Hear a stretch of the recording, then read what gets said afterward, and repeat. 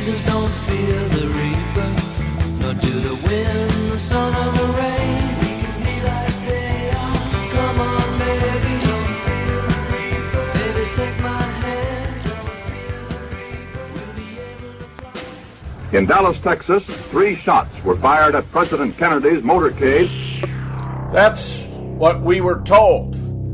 Most Americans never believed Lee Oswald was the lone gunman, for excellent reasons. In fact, there were at least 6 shooters who fired from 8 to 10 shots or more who are identified here. We have, finally, the solution to the greatest murder mystery in history, laid out for the world to see, proof after proof after proof. Photos were faked, the body was changed, x-rays were altered, the home movies were fixed. 15 experts contribute to a 529-page book with 1,037 photos and diagrams in black and white and color. Hi, this is Gary King. If you'd like JFK, who, how, and why, and would like to support the new JFK show, then go to patriotradiobooks.com. That's patriotradiobooks.com. This is Jim Fetzer, your host on The Raw Deal. I wish I could say Tom Lear's song has less significance today than it did yesterday or the day before, but the situation appears to be precisely the opposite. We have the U.S. about to recognize Jerusalem as Israel's capital, Trump says, alarming Middle East leaders. It's not as though he didn't know. This article was published in the New York Times on the 5th of December, which was, of course, Tuesday. Now we have, of course, the concerns being expressed even on the 6th before he'd actually made the declaration. An Israeli, if Trump declares Jerusalem capital of Israel, chaos will reign, from Robert Fisk. An Israeli dream might come true if Trump declares Jerusalem the capital, but so will an Arab nightmare.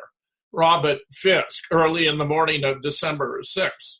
Amid 3 catastrophic Middle Eastern wars, it would be difficult to imagine anything more provocative, dangerous, or just plain insane than for the Americans to move their embassy from Tel Aviv to Jerusalem. Yet that is just what Donald Trump is this week thinking of doing. In a way, we should have expected this. Mad presidents do mad things. But there is no one in the White House? Is there no one in the White House able to restrain him? Not even Jared Kushner, who is supposed to be Trump's Middle East hand? Or is Kushner too bound up in his latest scandal, just revealed by Newsweek, that he failed to disclose his co-directorship of a foundation funding illegal Jewish colonies in the West Bank when he filed financial records with the Office of Government Ethics this year to speak out? For it's not that the embassy itself is just a symbolic move. It means that the United States would acknowledge that the city of Jerusalem, sacred to Muslims, Jews, and Christians, is the capital of the Israeli state and that the Palestinians can never share it. The slovenly peace process abandoned by Israelis and by the Palestinians and then by Americans would be shown to be nothing more than a dream, one that has now come to an abrupt end. Trump does it. On December 6th, which just happens to be my birthday, alas, he calls for the Jerusalem plan to step forward as a step toward peace, but it puts the Middle East on the edge. And I mean, it is a stunning thing for him to have done. Jerusalem, this is to give the Trump version of events. Palestinians burned photos of President Trump in Gaza, and the walls of the old city were illuminated with the American and Israeli flags on Wednesday as Trump made good on his campaign pledge to recognize Jerusalem as Israel's capital.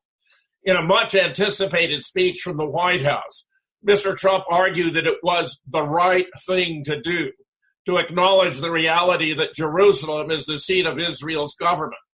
Decades of avoiding that fact, he said, has done little to resolve the protracted feud between Israelis and Palestinians. It would be folly to assume that repeating the exact same formula would now produce a different or better result, Mr. Trump declared. Recognizing Jerusalem as Israel's capital, he said, is a long overdue step to advance the peace process. Mr. Trump said the United States still wanted a negotiated peace agreement and would support a two-state solution if agreed to by both sides, and that he was not seeking to dictate the boundaries of Israeli sovereignty in the fiercely contested Holy City.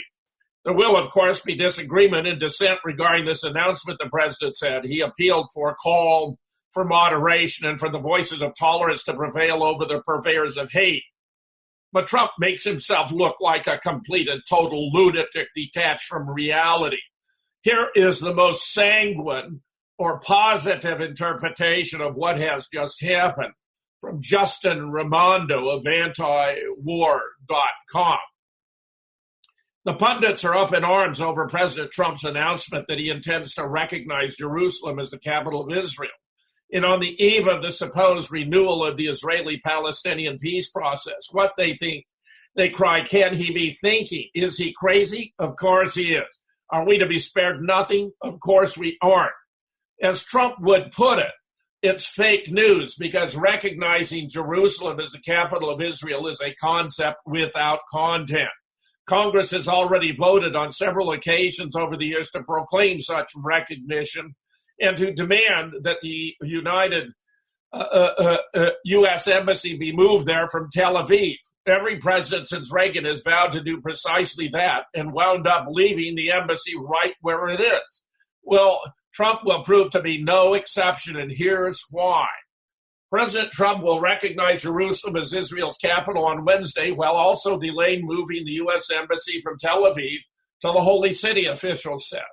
Though Trump will not relocate the embassy anytime soon, one White House official told reporters it could take years. The president still intends to fulfill that promise made early in his administration. Senior administration officials called Trump's expected recognition of Jerusalem an affirmation of reality, both historical and current, pointing out that the city is already home to Israel's Parliament, Supreme Court, and other government sites. What in the real actual world will change as a result of this empty resolution? The answer, according to Justin Raimondo, is nothing. He continues, the same people who scoffed at the very idea that Trump could ever be the GOP nominee and then confidently foretold Hillary Clinton's victory have predicted disaster at every turn in the road to the end of the first year of his presidency. Remember how his election meant an inevitable war with China? The doomsayers couldn't explain his recent love fest with Xi Jinping, so they just ignored it and moved on to the next blood-curdling and equally wrong prognostication, war with North Korea. Trump's fire and fury rhetoric was so incandescently hot that his words alone would ignite a war on the Korean Peninsula. Except it hasn't happened, and it isn't going to happen for the same reason the Korean stalemate has persisted since 1953. For both sides, the price of aggression is too high. War means millions dead and the Korean Peninsula rendered virtually uninhabitable. And don't forget the war with Iran that was supposed to be already in progress by this time because Trump was going to rip up the Iran deal. Except that didn't happen either. Despite the election year rhetoric, the solemn vows that the bad, very bad deal, the worst deal in our history, folks, the absolute worst, was going to be rectified and even nullified upon taking office, Trump simply kicked the issue over to Congress, will be kept in reserve for the Israel lobby to exploit at their convenience. In any case, the Iran deal is intact. It is very likely to remain so the longer the issue sits on the back burner. Other world leaders, however, did not share that same cautiously optimistic attitude. International leaders react to Trump's Jerusalem move. President Donald Trump announced recognition of Jerusalem as Israel's capital on Wednesday, triggering immediate condemnation and concern from leaders in the Middle East and around the world. In a statement from the White House, the president defended his decision as nothing more or less than a recognition of reality. Jerusalem's status has been contested for a millennia. Its old city home to the religious sites of Muslims, Christians, and Jews. Both Israelis and Palestinians claim the city as their spiritual capital. And these tensions have helped to keep the issues alive and inhibit resolution of the conflict. Here are a handful of reactions from players involved in this issue. Hamas, a war declaration. Hamas political leader Ismail Haniyeh called for a new intifada or uprising in the face of Israel, labeling Trump's move a, quote, more war declaration against Palestinians. The announcement prompted riots in the streets of Gaza, where demonstrators burned tires and set fires to pictures of the U.S. president. This decision has killed the peace process, has killed the Oslo Accord, has killed the settlement process, Haniyeh said, describing it as, quote, an aggression, a declaration of war on us, on the best Muslim and Christian shrines in the heart of Palestine, Jerusalem. The Gaza-based Sunni militant political group, which the U.S. designates a terror organization, has long held to a policy of refusing to recognize Israel's existence as a state. Here's another, Palestinian Authority. U.S. can no longer be mediator in peace process. Palestinian Authority President Mahmoud Abbas lambasted Trump's recognition of Jerusalem, saying he refused to acknowledge it and that this marked the end of America's role as mediator in the Israeli-Palestinian peace process. Prior to Trump's official announcement, Abbas warned of the dangerous consequences such a decision would have to the peace process and to the peace, security, and stability of the region and of the world. This could fuel terrorism, says Jordan's King Abdullah. Jordan's King Abdullah told the American president his decision would have dangerous repercussions on the stability and security of the region, according to a palace statement. There is no alternative to a two-state solution, and Jerusalem is key to any peace agreement, Abdullah later said. From the Turkish capital of Ankara, Jordan is home to more than 2 million Palestinian refugees. Saudi Arabia's royal court, disappointment.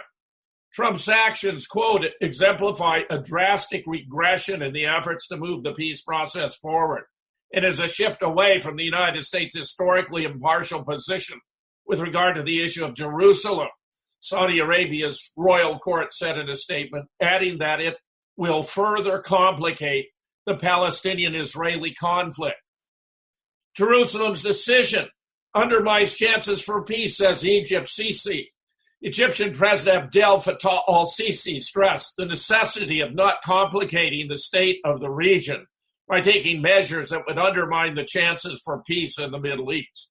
The country of 95 million is one of only 3 Arab League states recognizing Israel's right to exist as a state. Surprise, surprise. Israel's Netanyahu, forever grateful. Israel's Prime Minister Benjamin Netanyahu publicly praised the Trump administration's move. Thank you, President Trump, for today's historic decision to recognize Jerusalem as Israel's capital. The Jewish people and the Jewish state will be forever grateful, Netanyahu said. The recognition, he added, reflects the president's commitment to an ancient but enduring truth, to fulfill his promises and to advancing peace. There is no peace that doesn't include Jerusalem as the capital of Israel. So saith Bibi Netanyahu. Trump was doing it in the face of serious criticism and opposition from his own highest-ranking administration members. Tillerson, Mattis warned Trump against embassy move. President insisted on his Jerusalem moment, but the impact will be forever. Donald Trump's announcement that the U.S. now recognizes Jerusalem as the capital of Israel and will eventually move its embassy there might well be the most predictable decision of an otherwise unpredictable presidency. Trump made his Jerusalem promise back in March of 2016 during an address he gave to the American Israel Public Affairs Committee, IPAC. It was an obvious attempt to convince skeptical Jewish leaders of his uncompromising support for Israel. But it's not only that Trump was intent to fulfill a campaign promise. The Jerusalem Initiative has been in the works since the day he took office, was coordinated with Israeli Prime Minister Benjamin Netanyahu, and is supported by influential voices in the administration, including Vice President Mike Pence, son-in-law Jared Kushner, Middle East envoy and former Trump Organization lawyer Jason Greenblatt, and CIA Director Mike Pompeo. The decision was all but finalized, the American conservative has learned, during a late November meeting of Trump's foreign policy advisors at the White House. The November confab was well underway when Trump arrived to press his case. While the president was only expected to stay in the meeting for 15 to 20 minutes, he ended up staying for a full hour. Trump, the American conservative was told by a senior Pentagon officer with knowledge of the meeting, was adamant about keeping his campaign pledge, was brought up short by warnings issued by Defense Secretary James Mattis and Secretary of State Rex Tillerson. Both officials argued that the move would endanger American diplomats serving in the region, undermine the administration's efforts to revive the Israeli-Palestinian peace process, and result in condemnations from both Arab countries and America's most important allies in Europe.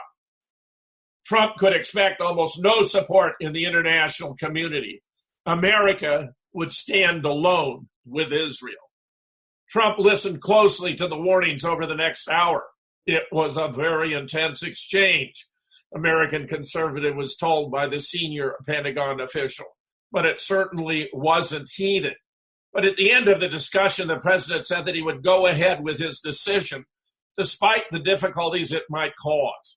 He also acknowledged concerns about possible threats to U.S. diplomats and said he would dampen them by repeating U.S. assurances that it was committed to a two-state solution. More so, he argued, the U.S. did not need to move its embassy from Tel Aviv to Jerusalem immediately, which would serve as a further reassurance.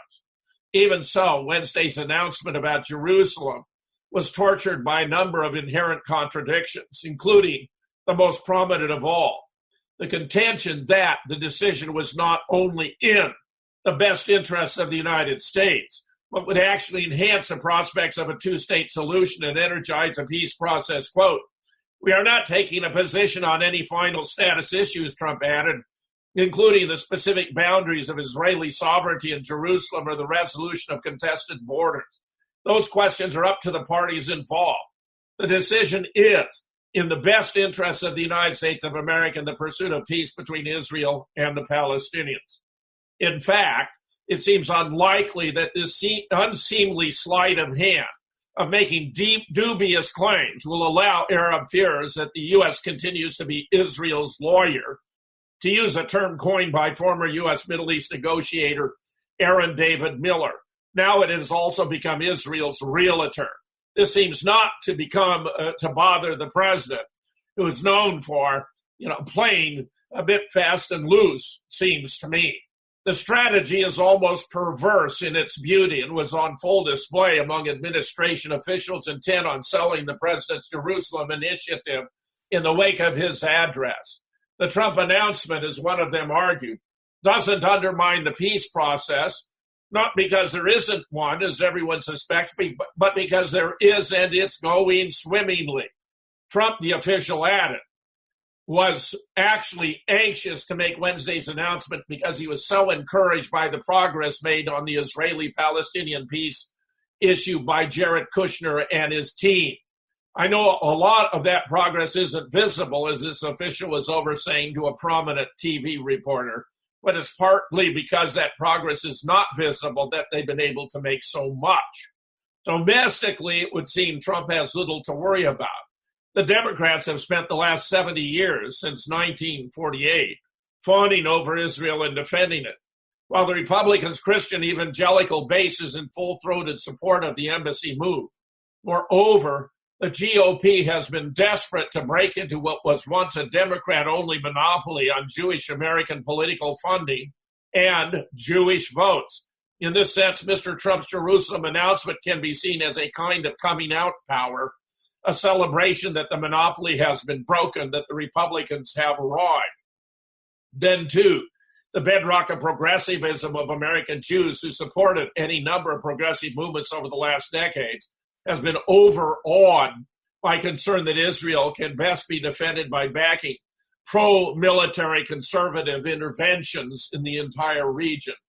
And so it is that President Trump's Jerusalem announcement might well be seen as a significant and decisive victory for Israel, for the Republican Party, and for those Jewish Americans who have had to choose between their progressive ideals and their support for a nation that is anything but. The result is stark, discomforting.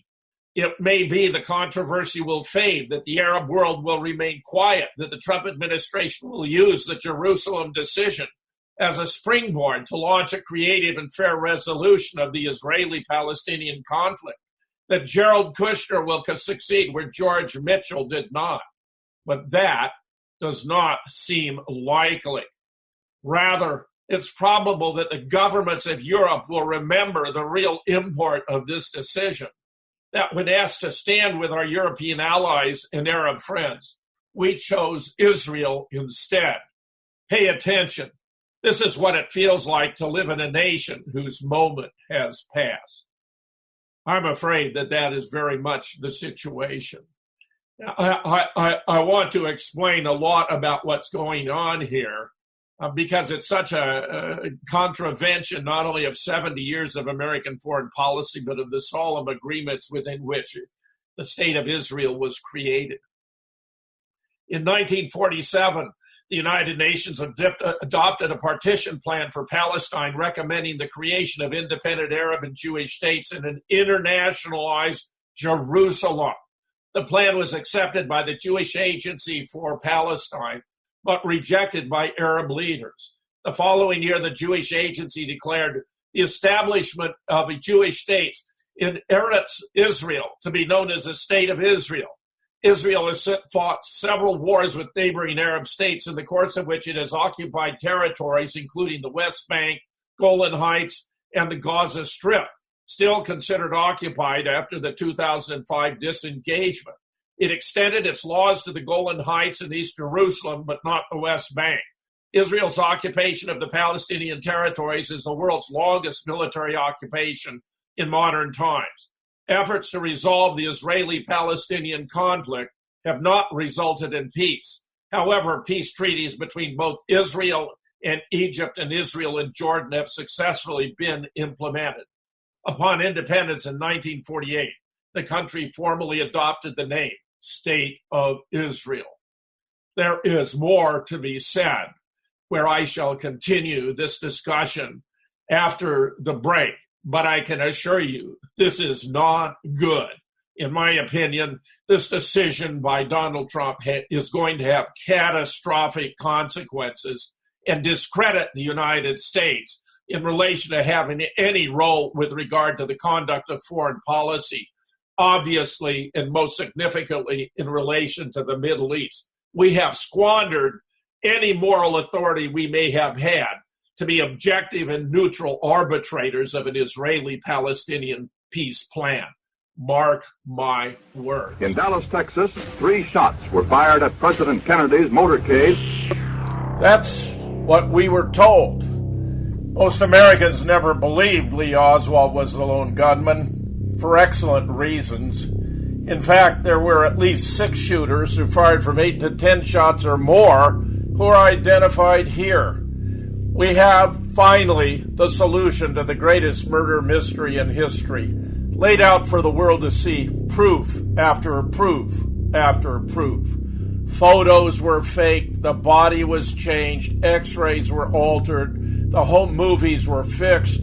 15 experts contribute to a 529-page book with 1,037 photos and diagrams in black and white and color. Hi, this is Gary King. If you'd like JFK, who, how, and why, and would like to support the new JFK show, then go to patriotradiobooks.com. That's patriotradiobooks.com. Just to demonstrate that not all Jews are happy about the situation here, that Bibi Netanyahu represents an extremist group, the Likud Party in Israel, which is among the most radical to ever occupy that office, with the exception perhaps of Menachem Begin and others of his ilk, where he was a participant in the attack on the King David Hotel in 1946, where a group of Irgun terrorists dressed as Arabs blew up the hotel and killed some 84 British who were at the hotel in their effort to drive the British out of Palestine, where terrorism has been a regular part of Israel's practice around the world again and again and again. But not all Jews are sympathetic or supportive of those techniques. Here, Rabbi Michael Lerner, the editor of Tikkun magazine, the voice of liberal and progressive Jews, issued the following statement on December 6th, yesterday. Of course, Jerusalem is the capital of the state of Israel, but it is also the capital of the state of Palestine, currently occupied by the Israeli army and unable to exercise its sovereignty in the Arab parts of Jerusalem that will someday be an integral part of the Palestinian state. To ignore this fact and instead play to the most reactionary elements of the Israeli people and of the Jewish people around the world is to not only be ignorant and arrogant, but also terribly destructive to the possibility of the U.S. playing a constructive role in bringing an end to the Israeli-Palestinian struggle. Those of us American Jews who seek an end to that struggle recognize that a lasting peace with justice for both sides can only be achieved through a new spirit of generosity and repentance from both sides. Instead, by clumsily and stupidly wading into this struggle and endorsing Israel's side on one of the central issues of the struggle, namely the future status of Jerusalem, Trump weakens the hands of those in the Palestinian world who want to achieve reconciliation with Israel and strengthens the hands of the Palestinian who has given up on achieving peace through negotiations. Trump has therefore given a gift to Hamas, just as he has given a gift to the Israeli settlers and extremists whose goal is to achieve ethnic cleansing by making life intolerable for Palestinians both within Israel's pre-1967 borders and inside the West Bank, while simultaneously weakening the Israeli peace camp. To those of us who seek peace, there is no question that the old city of Jerusalem does not belong to any one religion or people. It is a holy site for Jews, Muslims, and Christians, and should eventually become an international city that is open to all, just I add as the United Nations initially proclaimed. West Jerusalem is already appropriately the location of the Knesset and major parts of the government of Israel. East Jerusalem, along the spiritual center of the Palestinian state, must overcome its official capital, must become its official capital as soon as Israel is willing to let that happen, or as soon as the international community can use whatever means are at its disposal to make that happen. In the meanwhile, Trump has pushed that date further into the future, thereby putting Israel and Palestine both into danger of renewed violence and further retrenching hatreds that must be healed. Shame on Trump, and shame on those who would support this misconceived move. Another point of view comes from the federalist position. Trump's recognition of Jerusalem makes peace more likely, according to David Harsanyi, which frankly I find incredibly unlikely, in fact, really virtually irrational in the face of the historic situation, the circumstances we confront. But here's the thrust of his argument, a couple of key points that are very, very telling and ought to be disturbing to every American citizen. Bill Clinton attacked George H.W. Bush for having repeatedly challenged Israel's sovereignty over a united Jerusalem and promised to back Jerusalem as the capital of the state of Israel. That is William Jefferson Clinton. In 1995, the Jerusalem Embassy Act passed overwhelmingly in both the House and the Senate. The law funds the relocation of the American embassy from Tel Aviv to Jerusalem and recognizes the city as the undivided capital of Israel. Clinton balked. So George W. Bush attacked Clinton for failing to deliver and promised that he would start the process of moving the embassy as soon as I'm sworn in. He did it. Barack Obama, openly antagonistic toward Israel from the very beginning, didn't even bother with the fiction. Every one of these presidents signed a waiver every 6 months, postponing the legislation, and every one of them failed to bring about a peaceful end to the conflict or a Palestinian state, because every one of them had to deal with unrealistic stipulations from Palestinian leadership, which included a demand that Jerusalem proper be the capital of their new state. In June, when no one thought Trump would follow through on his promise, the Senate, including every Democrat who was there, voted to prod the president, as Politico characterized it, into moving the Israeli embassy to Jerusalem. The Senate voted 50-0 on a resolution, 90-0 on a resolution marking the 50th anniversary of Jerusalem's reunification, condemning the president and all United States officials to abide by the 1995 law and all of its provisions. Now, you have to understand what's going on here. The Israeli lobby is not even required to register as a foreign agent, even though it exercises far more control over Congress than any other lobby has ever exercised in history. The United States is undertaking trifling harassment of Russia, for example, requiring Russia today to register as a foreign agent. Russia today doesn't exert any influence over our Congress.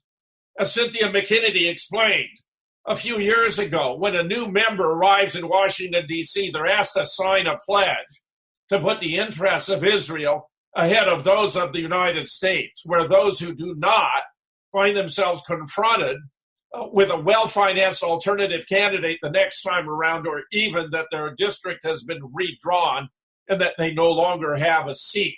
Cynthia McKinney was able to transcend those obstacles, but most have not been. We lost, for example, Dennis Kucinich, whom I regarded as the most intelligent member of Congress because his district had been redrawn. Now, frankly, I take such a dim view of this development that when I was interviewed by Press TV, which is an Iranian news service, for my opinions about this, I explained that it represented the massive influence that Israel exerts over our Congress. Indeed, when I was recently asked by a colleague, did I know how many members of the present Congress had refused to sign the pledge? I said, no, actually I did not. And he raised one finger of one hand, one member of Congress. What this means is that our Congress is bought and paid for by Israel. On the air, I condemn Donald Trump to rot in hell for making this decision because it is so colossally bad, so disrespectful of other nations, other religions, other populations, where the Palestinian issue is the greatest human rights issue of our time. In my judgment, Donald Trump has failed and failed miserably and by an enormous margin. I also observed that we have reports that Sheldon Adelson, who's been behind the mass migration into Europe to destroy European culture, who is bought and paid for Antifa and Black Lives Matter in Charlottesville, who's been supporting the idea of taking down icons to American history and thereby causing convolutions in American culture, had been prodding Donald Trump to take this step. I therefore also, during that interview, condemned Sheldon Adelson to rot in hell with Donald Trump, and I do not qualify what I said on that occasion. On the contrary, I reaffirm it. We have to do something about the body politic is infested with a Zionist cancer that has its origins in Tel Aviv, where Bibi Netanyahu is its most prominent representative, but where here in the United States, other very, very wealthy and politically influenced Jews are also behind it, Sheldon Adelson being an exemplar par excellence. I admire American Jews, such as Michael Lerner, who stand for the objective recognition of the human rights of all people, including the Palestinian. But that's not what's taking place in Israel today. And indeed, when a survey was taken, not a scientific poll, admittedly, but one that I suspect is very close to the mark, what's your reaction to Trump's announcement that the U.S. now recognizes Jerusalem as the capital of Israel? 83% of voters have stated shock, anger, and dismay. Well, the situation may, in fact, be getting worse on other fronts as well. The U.S. appears to be moving closer to a war with Iran, in fact, far closer than we think. The U.S. does not intend to end or even curtail its military presence in Iraq, as well as Syria, after the defeat of the Islamic State. It's planning to turn Iraq into a major theater of confrontation with Iran. There are signs that a war with Iran may be much closer than we think. CIA Director Mike Pompeo, an official known for his staunch opposition to Iran, has warned Tehran that the United States would hold it accountable for any attacks it conducted on American interests. Addressing high-ranking U.S. military and security officials on Saturday, December 2nd, at a defense forum at the Ronald Reagan Presidential Foundation and Institute in Simi Valley, California, Pompeo said that he had sent the letter to General Qasem Soleimani, a leader of Iran's Islamic Revolutionary Guard Corps and elite Quds. What we were communicating to him in that letter was that we will hold him and Iran accountable for any actions that he and the leadership of Iran might take. According to Pompeo, the message was sent after the senior Iranian military commander had indicated that forces under his control might attack U.S. forces in Iraq. He did not specify the date. You need to only look to the past few weeks and efforts of the Iranians to exert influence in northern Iraq, in addition to other places in Iraq, to see that Iranian efforts to be the hegemonic power throughout the Middle East continue to increase, he notes. Pompeo also said that Saudi Arabia has grown more willing to share intelligence with other Middle Eastern nations regarding Iran and Islamist extremism. But let me point out, Iran may be the most peace-loving major nation in the world. Iran has not launched an aggressive war against another nation since 1775. To put that in historical perspective, the ratification of the Constitution began in 1787. George Washington was elected our first president in 1789. So for longer than the United States has existed as a constitutional republic, Iran has not launched a war of aggression against any other state. It defended itself, of course, against the onslaught from Iraq, which was, in fact, the reason why it had been, in fact, engaged in developing nuclear weapons, which it abandoned in 2003 when Saddam was taken out of office and the effort was discontinued. In fact, our own intelligence agencies, as I report again and again and again, concluded already in 2007 that Iran was not pursuing nuclear weapons, reaffirmed that conclusion in 2011, where even the Mossad in 2012 came to agreement that Iran was not pursuing nuclear weapons just weeks before Bibi Netanyahu would go to the United Nations and assert precisely the opposite. To continue, according to Kurdish Boss News, large-scale U.S. forces arrived at the K1 base K1 west of Kirkuk on November 28th to split into two contingents. Several hundred servicemen stayed on base. Another contingent headed east on December 1st toward Tuz Kumatu in eastern Iraq and took control of the Siddiq military airport 35 kilometers to the west.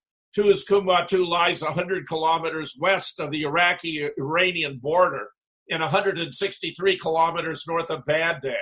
U.S. forces have never been deployed so close to the Iranian border since the 2003 U.S. invasion of Iraq.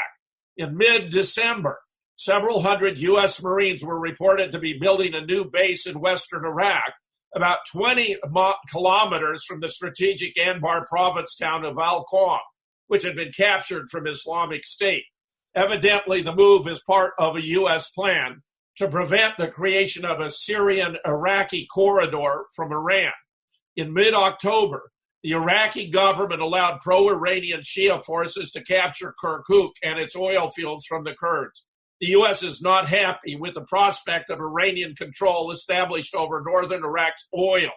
Secretary of State Rex Tillerson on October 22nd said it was time for Iranian military advisors and fighters to go home and allow the Iraqi people to regain control. Can you imagine the absurdity of what he just said there?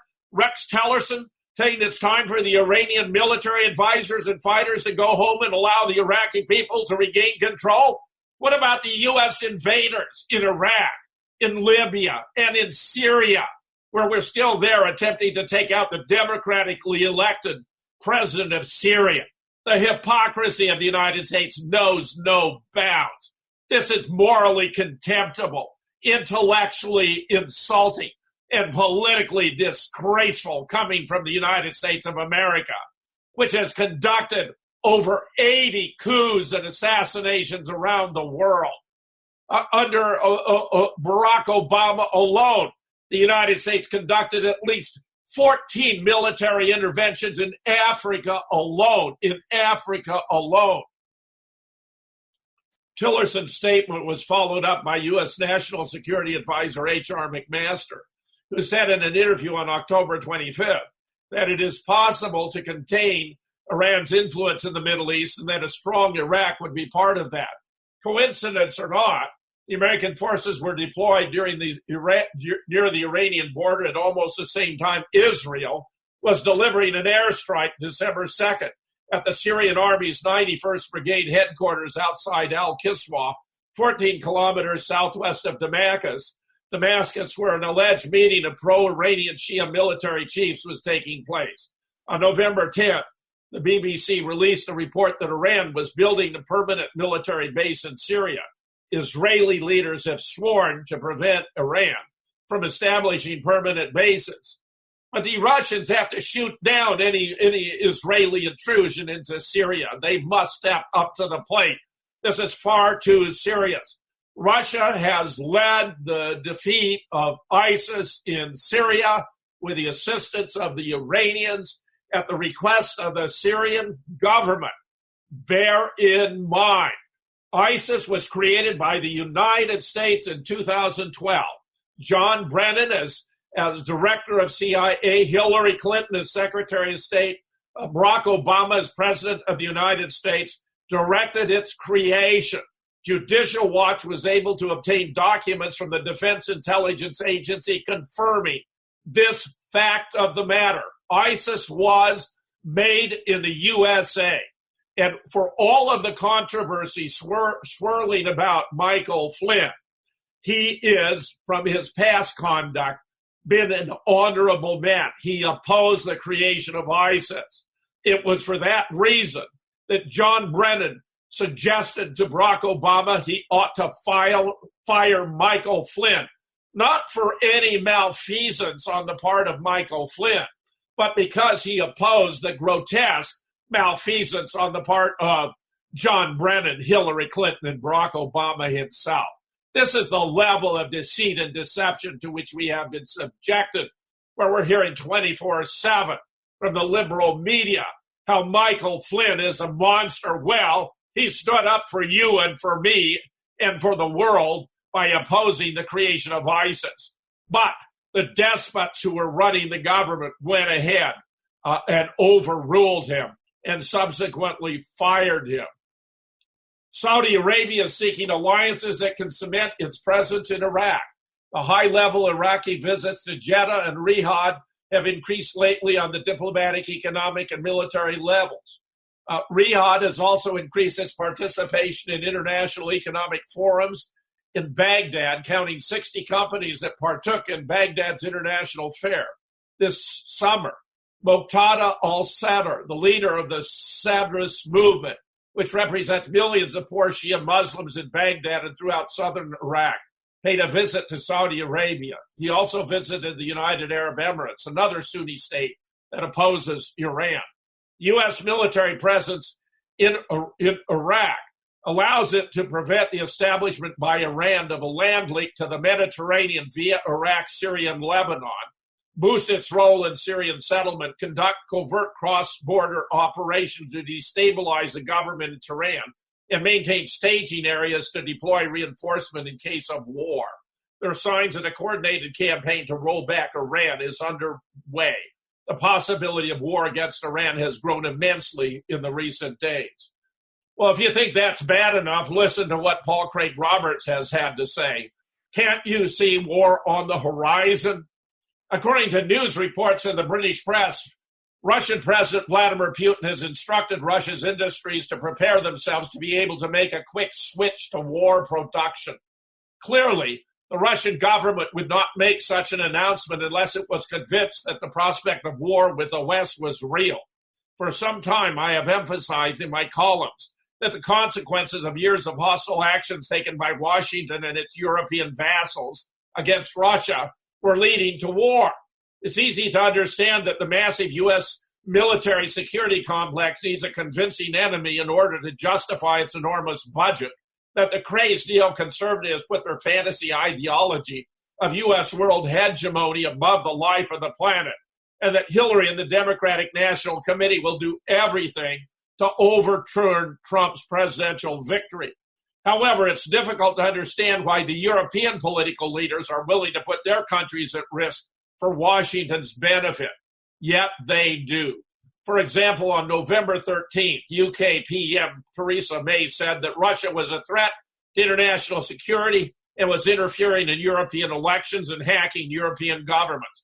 There is no more evidence for these claims than there is for Russiagate, yet the allegations continue and multiply. Now the European Union is organizing former provinces of the Soviet Union, Belarus, Moldova, Ukraine, Georgia, Armenia, Azerbaijan, into an Eastern partnership with the European Union. May I say that's a gross violation of the sovereign treaties entered into between Ronald Reagan and Mikhail Gorbachev at the time of the dissolution of the Soviet Union, where the United States committed itself to not seeking to turn the new Eastern Bloc countries that would become independent states into NATO nations or recruit them to pose a threat to the new borders of Russia. In other words, the West is openly organizing former provinces of Moscow against Russia, declared by Prime Minister May to be a hostile state. Russia knows there is no basis for the allegations against Russia and regards them as identical to the false allegations against Saddam Hussein, Muammar Gaddafi, and Bashar al-Assad in order to justify military attacks on Iraq, Libya, and Syria. Having convinced Russia she is being set up for attack, Russia is preparing for war.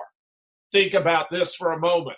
The world is being driven to Armageddon simply because a greedy and corrupt U.S. military security complex needs an enemy to justify its huge budget, because Hillary Clinton and the DNC cannot accept political defeat, and because the neoconservatives have an ideology of American supremacy.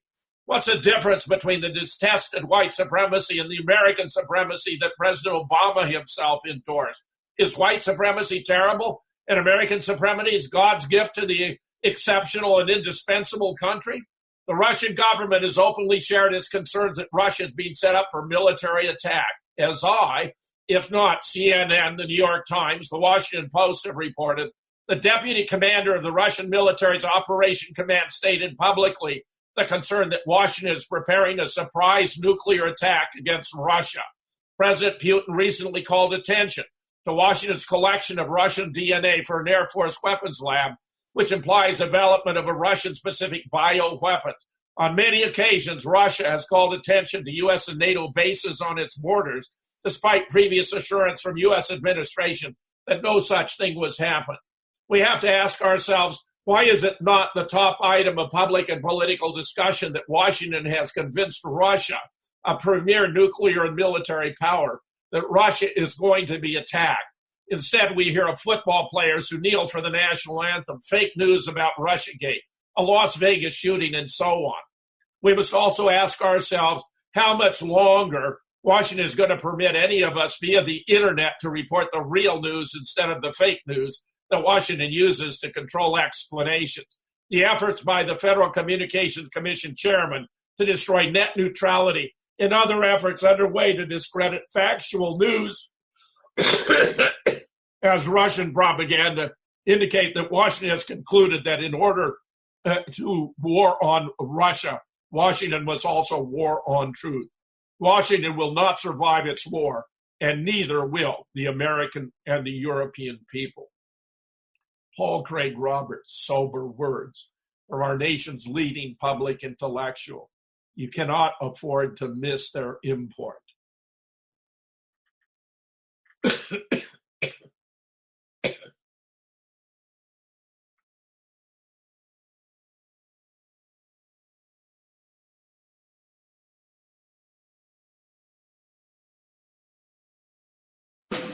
In Dallas, Texas, 3 shots were fired at President Kennedy's motorcade.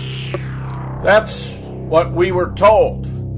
Most Americans never believed Lee Oswald was the lone gunman, for excellent reasons. In fact, there were at least 6 shooters who fired from 8 to 10 shots or more who are identified here. We have, finally, the solution to the greatest murder mystery in history, laid out for the world to see, proof after proof after proof. Photos were faked, the body was changed, x-rays were altered, the home movies were fixed. 15 experts contribute to a 529-page book with 1,037 photos and diagrams in black and white and color. Hi, this is Gary King. If you'd like JFK, who, how, and why, and would like to support the new JFK show, then go to patriotradiobooks.com. That's patriotradiobooks.com.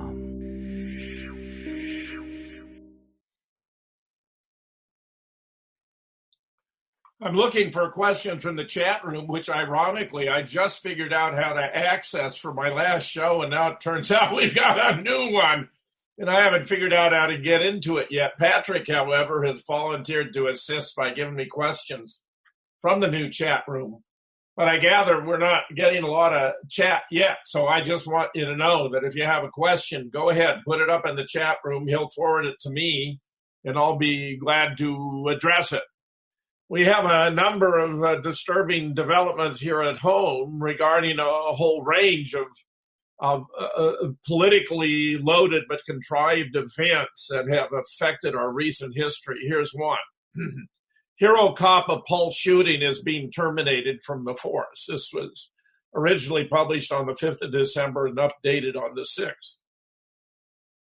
An officer hailed as a hero for his actions during the Pulse nightclub shooting in Orlando, Florida, is being let go just 6 months before he would have become vested in his pension. Omar Delgado, 45, a corporal at the Eatonville Police Department, was one of the first officers at the club in the early hours of June 12, 2016. After a gunman killed 46 people and injured dozens in what is now the second deadliest mass shooting in U.S. history.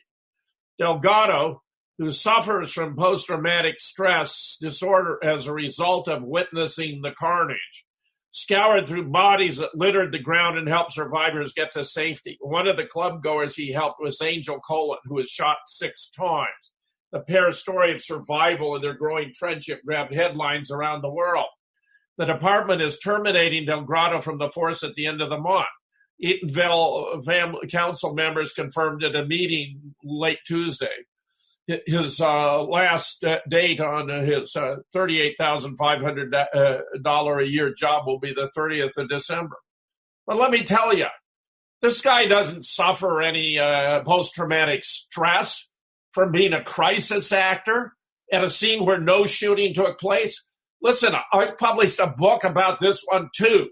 We have discovered that the permit for the club expired 3 years, not 3 days, not 3 weeks, not 3 months, 3 years before the event. That means the club wasn't even open. It had a legal occupancy of 150. a legal occupancy of 150. And if the 300, they only had 11 parking spaces. If 50 had been shot and 53 wounded, there would have been abandoned vehicles all over the place. They weren't there. They weren't there because the club wasn't even open and there wasn't any shooting. It's all complete nonsense. We had very, very clumsy crisis actors involved here who are even carrying, other crisis actors toward the club rather than away from it. Then when they got out of view, they'd put them down and do a little jig because they were so proud of themselves for their comedic acting. In fact, right now, we have the Crisis Actor Awards for 2017. 3 of the nominees are from the Orlando shooting, okay? From the Orlando shooting. In fact, a correspondent of mine who resides in the area wrote to tell me it wasn't even a gay club. It wasn't even a gay club. I mean, how insulting is that? Then it turns out that the Orlando Emergency Medical Center has recently declared that it's not going to charge any fees for services rendered, which is explicable on the ground that they didn't render any services and they don't want to be prosecuted for fraud. Mind you, when's the last time you heard of a hospital not charging for a Band-Aid? Never. This is just ridiculous beyond belief. And then they had 3 little Orlando dance videos, one involving actors and actresses dressed up as nurses and doctors, another actors and actresses dressed up as policewomen and policemen. I mean, they're a joke. They're a fantasy. That's what's going on here. We're having one ridiculous joke perpetrated upon us after another. And here they're going to fire this guy? Why? Because he might speak the truth about what happened, that he might let the cat out of the box? I mean, give me a break. This is ridiculous. We even find that the Department of Homeland Security designated the Orlando Massacre an NSSE pre-planned event. Vero Beach, Florida, True News. For the first time in history, a terrorist attack was declared a national special security event by the Department of Homeland Security, according to a recently obtained police report. According to an Orange County Sheriff's Office incident report written by Sergeant David Legvold, who served as the assistant team commander for the Critical Incident Management Team, CIMT, on the scene at the July 12th Orlando shooting, the attack was declared a national special security event, where the officers, however, were ordered not to discuss the details. I mean, in other words, it's slipping through. This is analogous to what we found at Sandy Hook. We actually got a copy of the FEMA manual for the 2-day event, okay? It runs, 10, 12 pages. James Tracy, who's engaged in a trial right now in an effort to regain his position at Florida Atlantic University, first uncovered it. When I included it as Appendix A, when I published Nobody Died at Sandy Hook. Well, here you have a parallel. What you find it happened in Newtown is they had a 2-day exercise. The 13th was a rehearsal. The 14th was going live, which explains why you had, porta potties already in place, why you had a sign saying everyone must check in, why you had pizza and bottled water at the firehouse, why you had so many wearing name tags on lanyards, why you had parents bringing children to the scene. No parent would actually bring a child to the scene of a child shooting massacre. I mean, that would be ludicrous. But they would bring a child to the scene of a rehearsal because they're treating it as a festive occasion. When Wolfgang Halbig tried to find out who had delivered the porta potties, that's a rather innocuous issue, one would have thought. He was stymied. They wouldn't let him know. But we understand now how that happened, because he would have learned the date, and it would have been on the 13th. I mean, there were several fiascos regarding the 13th. because there were donation websites were put up by participants who became confused over the date. Already on the 13th, Adam Lanza, the fictional shooter, had his date of death originally recorded as having on the 13th. As I never tire of saying, making his accomplishment in shooting 20 children and 6 adults the following day all the more remarkable. This was complete nonsense, utter rubbish. We've been able to prove that children were fictional. They were made up out of photographs of other kids when they were younger.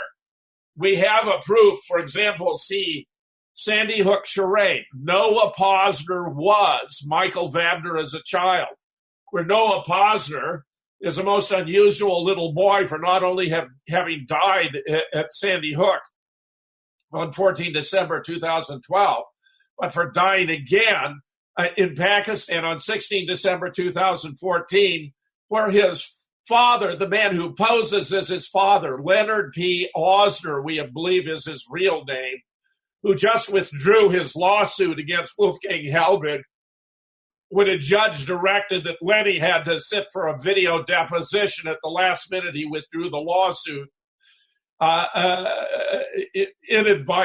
Inadvisedly sent Kelly Watt a copy of a death certificate after she'd spent 100 hours talking with him and complained she didn't believe a word he said, didn't believe he had a son, didn't believe he died there, when it turned out to be a fabrication. That's also in the book, which you can download for yourself for free. Nobody died at Sandy Hook. Just put in the title. Nobody died at Sandy Hook. Download it as a PDF for free. How many proofs can you find there that the school was closed by 2008, that there were no students there, that the whole thing was simply a FEMA exercise, that no children died? You'll even find Paul Preston's interview with Sophia Smallstorm, where Paul Preston, who's been a superintendent of schools and has overseen drills of this kind before in the past, was so skeptical about what he saw being reported from Sandy Hook that he reached out to his contacts in the Obama Department of Education, all of whom confirmed to him that it had been a drill, that no one had died, and that was done to promote gun control. I mean, how bad is that? So it turns out if you look for federal planning for these national special security events, I mean, that's drill. May begin 2 or 3 years prior to the event, local planning 12 to 18 months in advance. The implementation mirrors similar planning protocols involved in a full-scale military operation, including establishing a steering committee, establishing subcommittees, identifying and acquiring resources, constructing an operational security plan, establishing protocols, conducting training, executing the plan, completing after-action reviews. This would have been true at Sandy Hook, at the Boston bombing, at San Bernardino. More recently, Las Vegas is very peculiar in many, many ways, but we know the federal government is there covering up. We know the FBI wiped the cell phones and laptops clean. We know that Las Vegas was a movie, that they had a pre-recorded soundtrack with the sound of real machine guns, real military weapons, even bullets striking the ground, which that was being broadcast on the public address system for the concert. And then they had coordinated light special effects, flashing lights in the middle of the Mandalay Bay Hotel, simulating a machine gun, rapid burst, and then floors above it, 3 light blasts to simulate three round shots bursts, which are typical of American military equipment. We also have yet another shooter in the crowd who turns, and you can see the crowd illuminated by the flash of light from his muzzle. He's obviously firing blanks. We've gone through 33 videos, and we found, yes, lots of sounds of shots, but not a single actual shot. We know from a military physician with a great deal of expertise who reviewed the patients in the hospital that he was forced to conclude they were all actors, that none of them had actually been shot. We have an American trauma surgeon confirming they're not even connected to the diagnostic equipment that would monitor their blood pressure and their IV drip.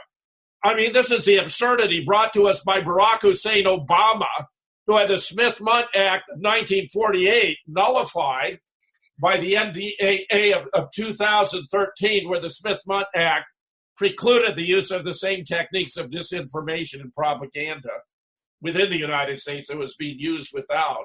It's just unleashed a tidal wave of these phony events, a tidal wave. I mean, if you want to learn about them, I have doing my best to bring together experts on each of these cases to document what really happened so the American people can have access to a repository of authoritative information about what really happened. In this case, regarding Orlando, it's in the book entitled From Orlando to Dallas and Beyond. You can check it out at Moonrock Books. The contributors include James Tracy, Ph.D., Dr. Eowyn, Ph.D., Scott Alexander, Vivian Lee, Ph.D., Neil Casey, Mike Palachuk, Paul Craig Roberts, Ph.D., Jim Fetzer, Ph.D., Oli Damagard, Jeff Rentz, Preston James, Ph.D., Lori Price, Wayne Madsen, James Robertson, Sherry Edwards, M.E.D. I'm telling you, these are experts on different aspects of these cases. In the case, with regard to Jeff Rentz, with whom I had a spectacular falling out over Las Vegas, which he persists in insisting was a real deal and that Muslims were responsible, which I regard as simply ludicrous. Jeff had a chapter there about Hillary Clinton and her body double. So you got 100 to 150 or more photographs of Hillary and a couple of her body doubles. We know now she has even more. And, stay tuned for a progress report on that front. We also have a situation in relation to Charlottesville, where we have a report by a former U.S. attorney named Timothy Heaphy, Heaphy, reporting that the white supremacists were ready for violence in Charlottesville. The police were not, which is a complete absurdity. This was published on December 1st on the front pages of the New York Times. I have published now 2 blogs taking this apart. I mean, frankly, it's embarrassing. This guy gave only most superficial attention to the events. He based his research on public reports that were giving distorted accounts of what had actually happened. The first is entitled Missing the Boat in Charlottesville, and you can find it on my blog. Just go to jamesfetzer.blogspot.com and just put in Missing the Boat. You'll get it. The second, which I published on December 5th, that was Tuesday, 3 Massive Blunders in the Independent Report on Charlottesville by Timothy Heaphy. I begin the following fashion.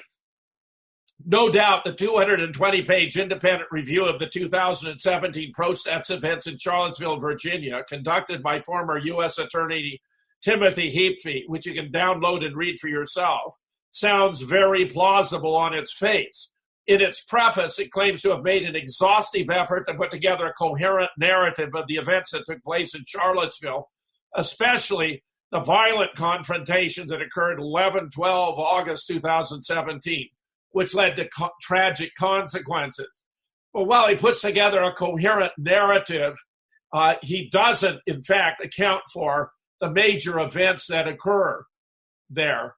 He doesn't account for, number one, he ignores the wow, I have let me recapture this.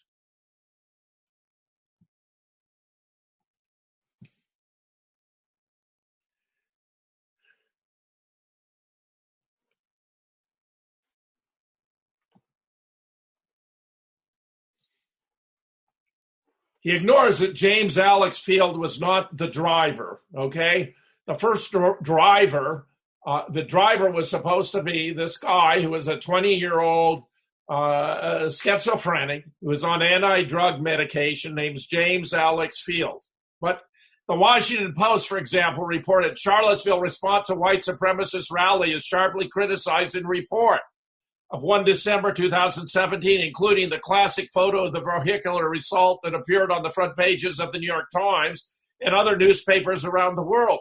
but doesn't observe that it was a fabricated photograph photoshopped using resources from as many as 3 takes of the stage crash. Notice in particular, there's a black Toyota pickup truck to its right in the one published in the New York Times. It makes a dramatic image, but does not correspond to real events that took place in real time, where we have no less than 3 video studies showing multiple takes, one with one car and the black Toyota pickup at its side, one with one car but no black Toyota pickup at its side, and one with 3 cars, including a maroon van, which had been left at the intersection for about 5 minutes with no driver prior to the staged collision to ensure they did not suffer whiplash or other harm to their bodies. So, the driver was identified in the New York Times. What we know about James Alec Field, driver charged in Charlottesville killing, as James Field, but the man driving the vehicle is obviously not him. How can an independent review of Charlottesville be taken seriously when it doesn't even properly identify the actual driver of the Dodge Challenger that was used in the staged event at 4th and Water Street? And this blunder does not stand alone in his report. We also know Heather Heyer didn't die in the car crash. The purpose of these deceptions have made it a practice of asserting deaths that did not occur or did not occur as they alleged. We have proven, for example, that the Sandy Hook children are photo fictions made up of older children when they were younger. And Mona Alexis Presley has established that in case after case, the alleged victims of the Las Vegas massacre died in other states or on other dates or from different causes of death. According to Timothy Heapy, a bystander, Heather Heyer died in the car crash in Charlottesville. In his timeline, 1:41 p.m., James Field drive vehicle into crowd 4th Street in Water, killing Heather Heyer, injuring dozen. Her death is cited 4 times in the report. On page 6 twice, on page 7, on page 163, and the timeline on page 193 shown here. According to the Los Angeles Times, Charlottesville honors Heather Heyer at a memorial service 16 August 2017. Heather Heyer, 32, was killed when a car rammed into a crowd of people protesting a white nationalist rally in Charlottesville, Virginia, where this photo appears. But Heather Heyer, who's been difficult to track down, but Mona has discovered she actually died the following day, 13 August 2017, from a heart attack, rather than on 12 August 2017, the day she is said to have been hit by a car, which is consistent with her prior findings about the Las Vegas victims. A new listing even has her dying on 8 December 2017, which as of today has not yet even arrived. How bad is that? Number 3, state troopers did not die in a helicopter crash. Once again, according to Timothy Heapy, 2 Virginia state troopers were killed that afternoon during a crash of the helicopter they were using to conduct surveillance related to the events taking place in Charlottesville. This case is especially striking because Heapy cites a preliminary report by the National Transportation Safety Board released on 5 September that does not identify the cause of the crash, but confirms that Lieutenant H.J. Cullen and Trooper Pilot J.M. Bates were both killed in the crash. But that's very surprising, since we have photographs of the troopers departing the scene of the crash wearing their flight uniforms and very much alive. That the NTSB should be participating in this event does not surprise me, since they covered up the causes of the death of Senator Paul Wellstone, his wife, daughter, and 3 aides, and their 2 pilots on the 25th of October 2002. As John P. Costello, Ph.D., and I explained in the NTSB Failed Wellstone, published by Michael Rupert and is from the Wilderness newsletter. We have proven the government agencies are participants in these events to promote a political agenda or cover up crime. And just to reinforce the point, I included the video that captured their survival and recovery. Check it out. This is just really stunning stuff, and I can hardly believe that we're still being subjected to these events. We also have a couple further details from Las Vegas. That the Las Vegas Homicide Division was pulled off of the Paddock shooting investigation and replaced by Lombardo's undersheriff. Homicide Division investigating Paddock suicide abruptly pulled off case, replaced by Sheriff Lombardo's number 1 guy, Intel Hub. Investigative journalist and former police officer Doug Papa told Fox News host Tucker Carlson Tuesday night, and I watched this, That he was told from sources both inside and outside the Las Vegas Metropolitan Police Department that the homicide division was pulled off the investigation into Stephen Paddock's death early on for unknown reason, which is very odd because a suicide has to be investigated to make sure it wasn't a homicide. More when we return.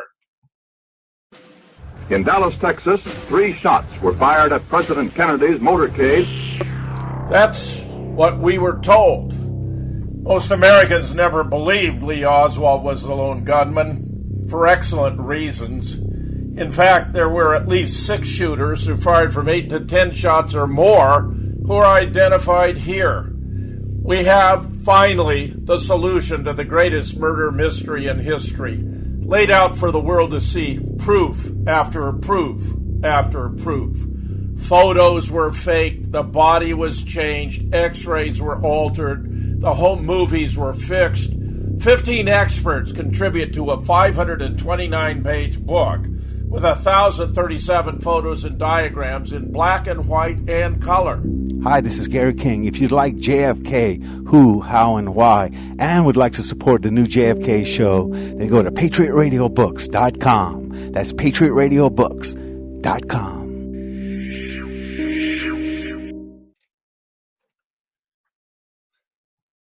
Glad to be back. We do have a question from the chat room about the first fake shooting. In a way, I think this deserves to be addressed against the broader background of false flags in history, which have played a rather important role. There are very detailed chronologies of these. You can find history of false flags in Wikipedia, which is a Zionist op, but where you can get a certain amount of truth there. Then you want to go further to corroborate, depending on the seriousness of your intent. Just to cite a few that are particularly important in the last 150 years of American history, for example. Remember, the Maine occurred when we had a battleship that blew up in Havana Harbor. It was claimed to have been done by the Spaniards or the Cubans. There was actually never any real evidence that was the case, but the Hearst newspapers incited the issue and made it a cause to go to war, which led to the Spanish-American War and our appropriation of a rather large segment of territory. Very significant. The phrase itself, by the way, false flags, originates from pirate days when pirates would fly the flag of a nation friendly to the target vessel until they got within close proximity. And then they'd run down the false flag and run up the skull and bones to identify themselves as they sought to commandeer the target vessel. In World War I, before the entry of the United States, a civilian liner, the Lusitania, was sunk by German U-boats. While the Americans were told this was an atrocity, they were not informed that in the hold of the Lusitania there were a staggering supply of military armaments, which meant that, in fact, was a legitimate target for the U-2. Hitler used a number of these false flags. One, of course, was the Reichstag fire, which was supposed to have been caused by the communists and Jews who were opposed to his policies to resurrect Germany out of the rubble of World War I. And we're also Polish soldiers. German prisoners were dressed as Polish soldiers at a radio station in order to claim that the Poles were invading Germany and to launch an onslaught on Poland. We know, of course, World War II, that even Franklin Delano Roosevelt was aware that the Japanese were going to attack Pearl Harbor. We had constrained their access to oil in the South Pacific and provoked them in such a fashion that it became all but inevitable.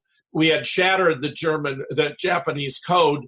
You can find a wonderful book about it entitled Day of Deceit by John Stennett that's going to, really take the scales from your eyes.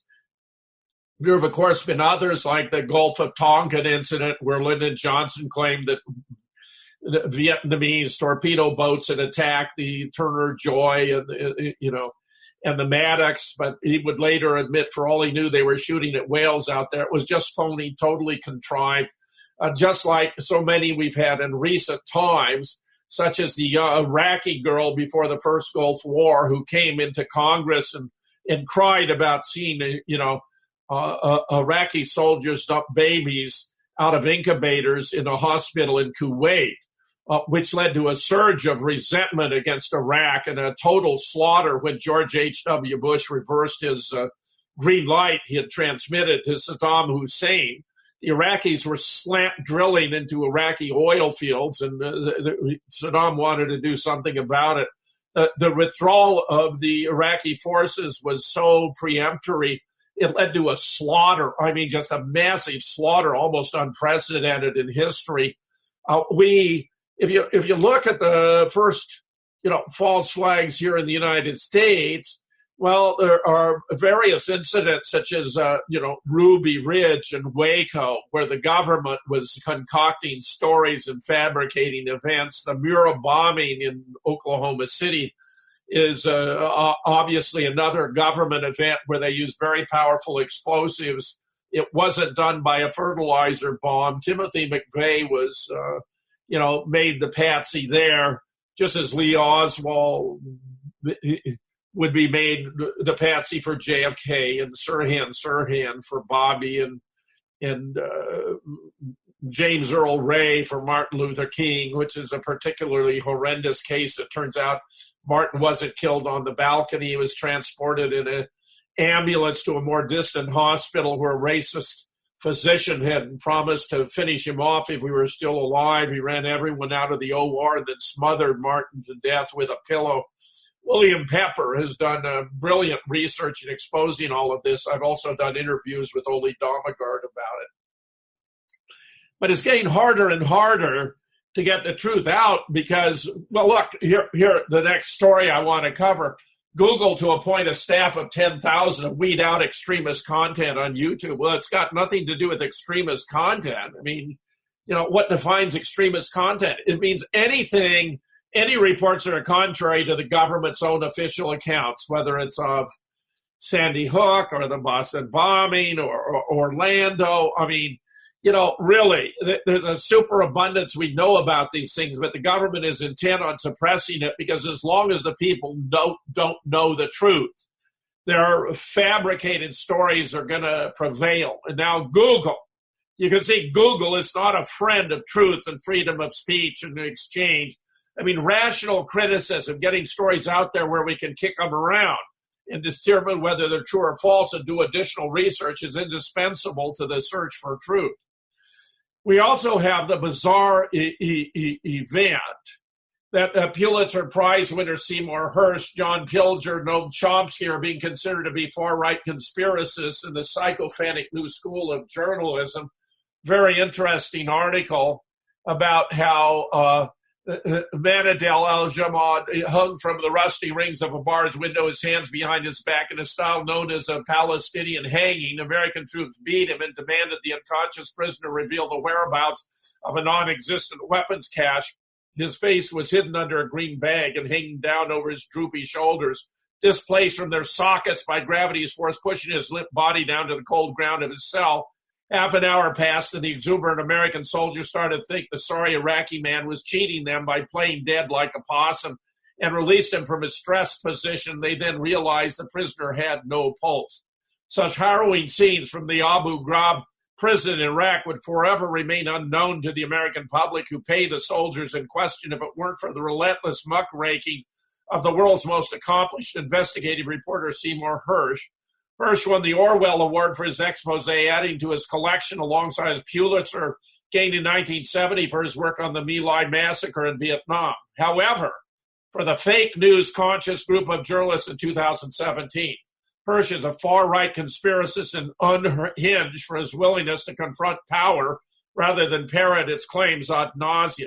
In his Guardian column, this is a newspaper in the UK, George Monbiot argues that Hersh, alongside journalist and documentary maker John Pilger, and even more strangely, the left-wing academic Noam Chomsky, are all guilty of spreading far-right conspiracy theories surrounding the sarin attack on the Syrian town of Qom Sheikhoun.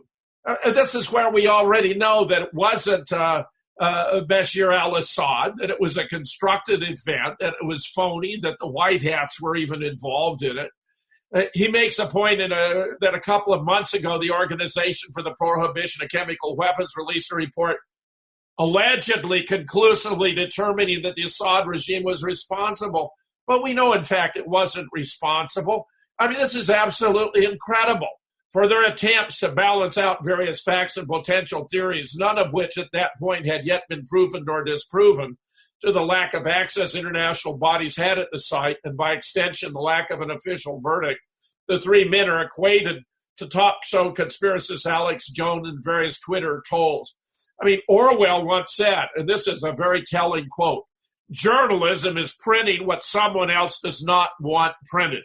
Everything else is public relations." That could be my motto. I adopt that.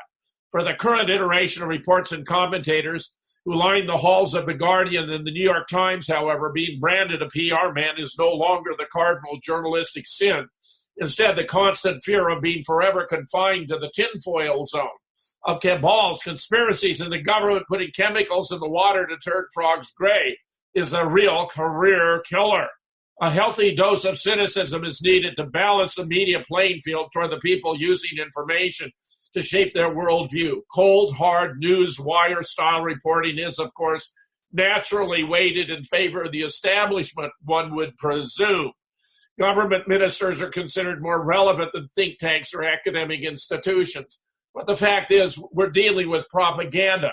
The atmosphere of press subordinates led us to jump first headlong into the Iraq War.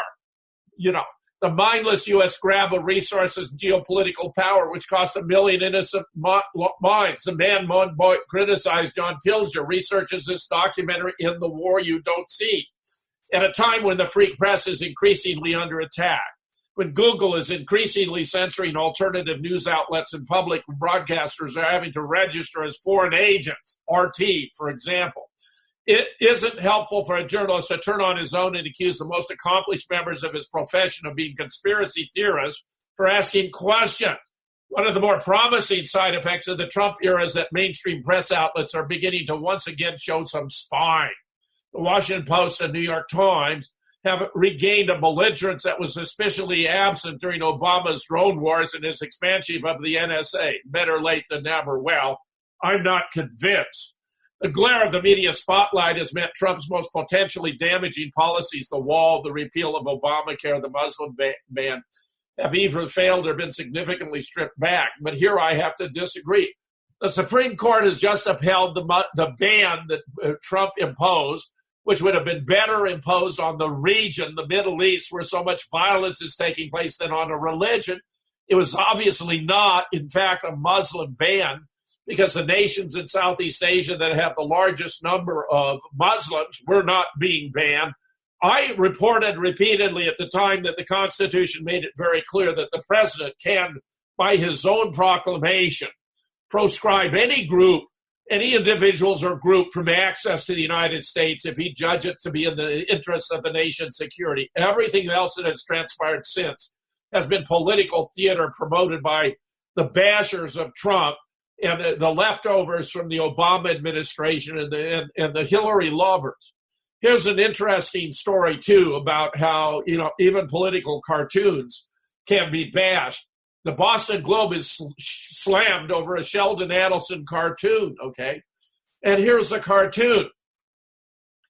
The letter to the editor, it shows correspondents, who are worried about showing Americans as a trained freight in a packed cattle car, where Adelson is portrayed as sitting with his wife, Mary Mandelson, in a priority passenger section, getting a delivery of $14.6 billion. This is over the tax cuts. I mean, this is just absolutely unbelievable because the tax cuts are catastrophic. And Sheldon Adelson and other very wealthy people, including Donald Trump, are going to get an enormous disproportionate benefit, while the rest of us are going to be left holding the bag. Here's a very significant development about the Boston bombing.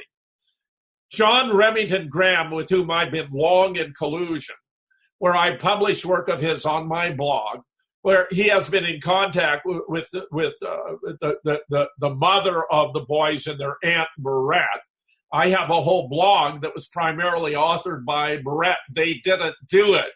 Where Jack Graham, who's a retired professor of law, has been trying to get the attention of the court that there was obvious glaring evidence that the brothers were not responsible. In fact, it turns out, and this is so ironic in so many ways, when the brothers' images were photoshopped into the Boston bombing footage, they were not, in fact, present on that occasion.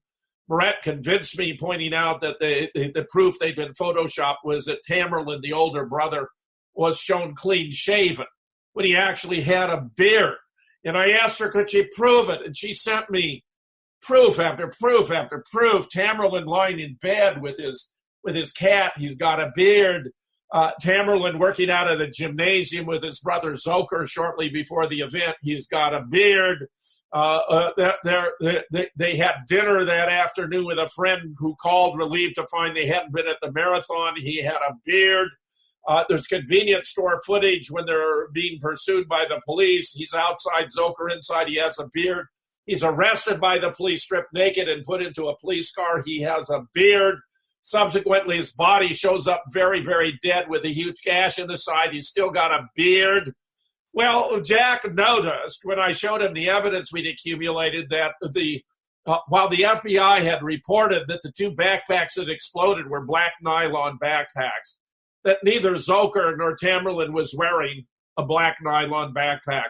Zoker's was silver, Tamerlan's beige or gray. They made a blunder when they constructed this case and sought to frame them. So Jack has been doing his best to get the information, as simple and elegant a proof as you could have of their innocence, that the backpacks don't match, which means that there wasn't even probable cause for an arrest, much less an indictment or a conviction at trial. In the formal indictment in the court, it states specifically that the two backpacks that match, the two backpacks that exploded were black nylon backpack. Now, the defense counsel, Judy, her first name, while she pled them not guilty, in her opening statement, she acknowledged they did it, which was the perfect frame. They didn't do it. She had proof that exculpated them, a perfect alibi. They were not there. The backpacks didn't match. This is unlike the OJ case where the glove, which was a skin-tight fitting glove, would have fit, but for the defense having him put on latex gloves in advance of trying them on. Right there in front of God and everyone in the court where the proceedings were televised. It was a fraud on the court by the OJ defense team. Well, here we have a different fraud on the court by the defense counsel, evidently participating in collusion with the prosecutor. The judge, it's difficult for me to imagine how the judge could not have been complicit too. I have documented this in spades in the book I did about it. Nobody died in Boston either. Again, you can find it at moonrockbooks.com. But get this. Jack Graham persevered, and he submitted an amicus curiae brief to the First Circuit Court of Appeal. And believe it or not, for the first time in American history, so far as we know, they accepted it. And it's now a part of the official record. And it will exonerate Zoker and prohibit a judicial murder from taking place. And I can tell you this is going to have a lot of consequences because it's going to show the whole thing was a sham, that they already knew he was innocent, that he was put on trial, that it was a kangaroo court, that the Boston police knew it, that the Boston Globe knew it, that the defense counsel knew it, that they use amputee actors, that they had fake blood. They even had a smoke machine, a studio quality smoke machine. Here's a very simple order of the court, entered November 9th, 2017. The motion of 3 citizens of the United States for leave to appear as friends of the court under Rule 29A of the Federal Rules of Appellate Procedure is granted. The bar membership requirement of Local Rule 460A2 to the extent applicable is waived. And I am one of those 3 friends of the court who are cited by Jack Graham in his petition. We already know, and it cracked the case the day of the Boston Marathon, It was these guys, these perps in khaki trousers, black jackets, black baseball capes. They worked for Kraft International, another one of these private armies. And here you can see, when you see the video version, or you can go to, I have these videos online you can find. The Real Deal Boston Bombing Update, the Real Deal Sandy Hook Update, where I show you the very images I'm talking about here. And because I'm making a video recording of the show, you'll be able to find it when it's posted by Gary King on Gary King YouTube channel. So here you have a couple of these guys. One of them's wearing a black nylon backpack with a white square. Here's got the black nylon backpack with a white square. Then he's rushing away, no longer wearing the black nylon backpack with a white square. Well, where is it? It exploded. There it is. There's a black nylon backpack with a white square. And I juxtapose it with photographs of Zoker and Tamerlan, and neither of them is wearing a black nylon backpack. Okay? I mean, this is just embarrassingly bad. I'm so very, very proud of Jack Graham for persevering and to have had a role in this. Now, as many of you may know, Ibrahim Todashev, 27, told his friends the FBI, he was a friend of the brothers, told his friends the FBI was coming to ask him questions about the Boston bombing, and he thought they were coming to kill him. While being questioned with no other witnesses present, the FBI reported he confessed to a triple homicide in 2011, then became violent and they shot him dead. He is no longer available for questioning. The version I get is 5 FBI agents proceeded to question him. They normally do this in pairs. One asks the questions, the other takes a recording or transcript. Two of the parties of 2 left, leaving one FBI agent behind. And that this FBI agent claimed that Ibrahim had assaulted him and he shot him dead. Well, we now have photographs of him on the autopsy table, and I can't imagine how many times he's been shot. Here's one he's shot once on the left side of the chest, once on the right side of the chest. He appears to have a bullet hole in the arm. Here's another. You can see an injury at the roof. There's another bullet hole in the back, it appears. Here's a closer up of the injury to the skull.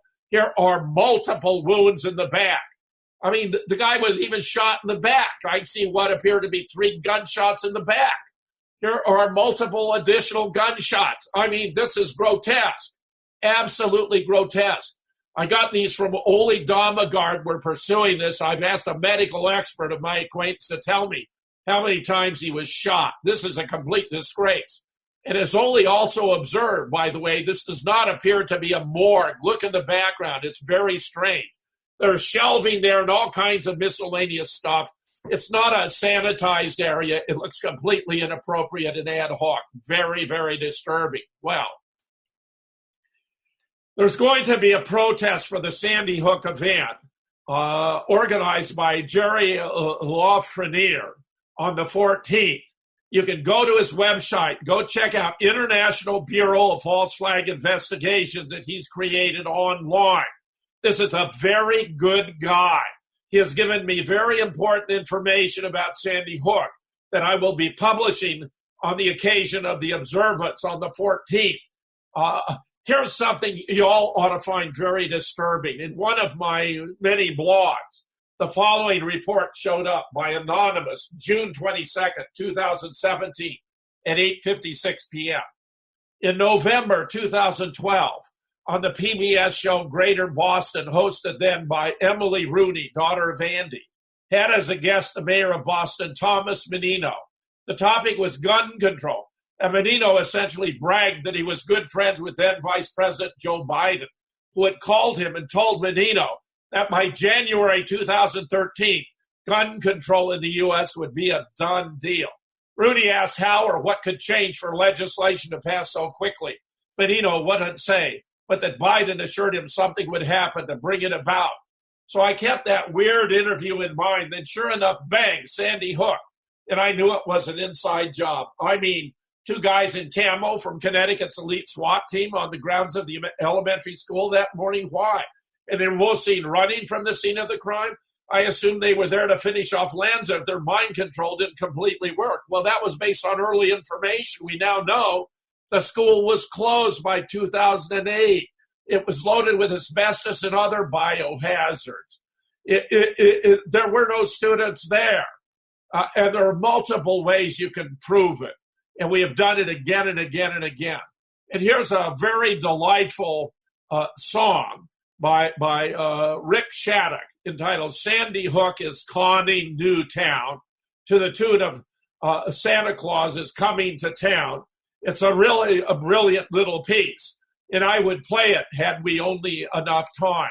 I want to recognize the man in the image is William Shanley, who is a brilliant guy, very dedicated, who died about a month ago.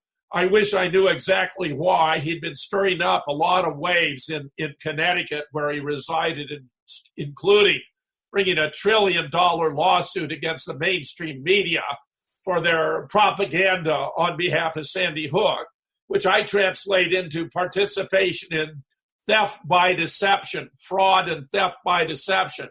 It led to donations to the Sandy Hook families between $27 and $130 million, divided by 26 families. That's over $1 million a piece. You can find it online. Go to Sandy Hook False Flag Protest, hosted by the International Bureau of False Flag Investigations. If there's any way you can participate, that would be great. Let Jerry know you appreciate his efforts. There will be more forthcoming about Sandy Hook, but we're doing a pretty good job of dispatching it here. The fact that Lenny has withdrawn his lawsuit and hopefully James Tracy will prevail in his are further promising signs. But there is more and more proof forthcoming. Every time we turn around, we find what is the case with a true hypothesis. You get further confirmation, more evidence, even from unexpected sources or points of view. I look forward to filling in more on the next opportunity we have to converse about Sandy Hook. Meanwhile, this is Jim Fetzer, your host on The Raw Deal, thanking you all for listening and wishing you a great forthcoming weekend. And thanks for all of those who have sent me their birthday greetings, which I profoundly appreciate. I only regret that Donald Trump had to declare Jerusalem the capital of Israel on my 77th birthday. Thanks. In Dallas, Texas, 3 shots were fired at President Kennedy's motorcade. That's what we were told. Most Americans never believed Lee Oswald was the lone gunman, for excellent reasons. In fact, there were at least 6 shooters who fired from 8 to 10 shots or more who are identified here. We have, finally, the solution to the greatest murder mystery in history, laid out for the world to see, proof after proof after proof. Photos were faked, the body was changed, x-rays were altered, the home movies were fixed. 15 experts contribute to a 529-page book with 1,037 photos and diagrams in black and white and color. Hi, this is Gary King. If you'd like JFK, who, how, and why, and would like to support the new JFK show, then go to patriotradiobooks.com. That's patriotradiobooks.com.